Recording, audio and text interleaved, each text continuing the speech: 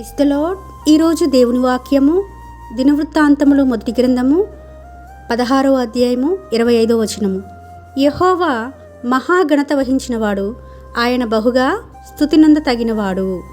ఇక్కడ యెహోవాను ఉద్దేశించి పలకబడుతున్న మాట, అంటే దేవుని ఉద్దేశించి పలకబడుతున్న మాట. ఇక్కడ చూస్తే దేవుని మందసమును తీసుకొని వచ్చి దావీదు దాని కొరకు వేయించున్న గుడారం నడుమను దాన్ని ఉంచి దేవుని సన్నిధిని దహన బలులను సమాధాన బలులను అర్పించిన తర్వాత ఈ విధంగా స్తుతి కీర్తన పాడడం జరుగుతుంది. దానికోసమై ఆసాపు చేతికి వాని బంధువుల చేతికి ఈ స్తుతి చేసే పనిని అప్పగించడం జరిగింది. వారు పలుకుతున్న మాట, యెహోవా మహాఘనత వహించిన వాడట.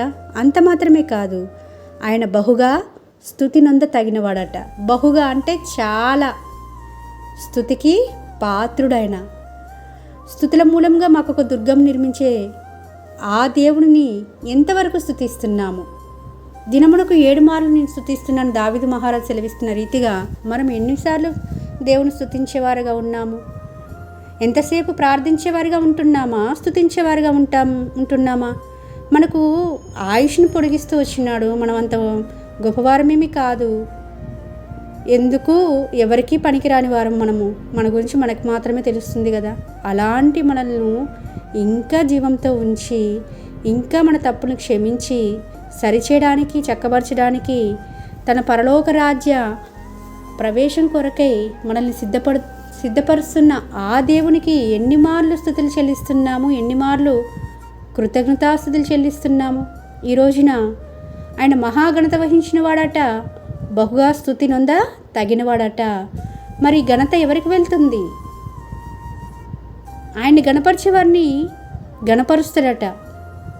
ఆయన తృణీకరించిన వారు తృణీకారం అందుతారట. వాక్యం సెలవిస్తుంది. దేవుని తృణీకరిస్తే మనము మనుషుల చేత తృణీకరించబడతాం. దేవుని గణపరిస్తే అందరు మనుషులు కూడా మనల్ని గణపరుస్తారు. కాబట్టి ఈ రోజున ఆయనే ఘనత వహించినవాడు, అదేవిధంగా బహుగా స్తుతి నొంద తగినవాడు.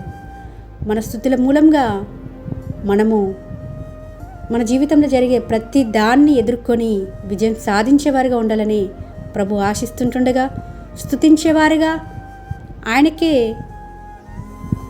ఆయన గణనామమునకే ఘనత, మహిమ, ప్రభావం ఆరోపించేవారుగా మనం ఉండాలని ప్రభుపేట మనవి చేసుకుంటూ మీ సహోదరి ఎలిజబెత్ రాణి.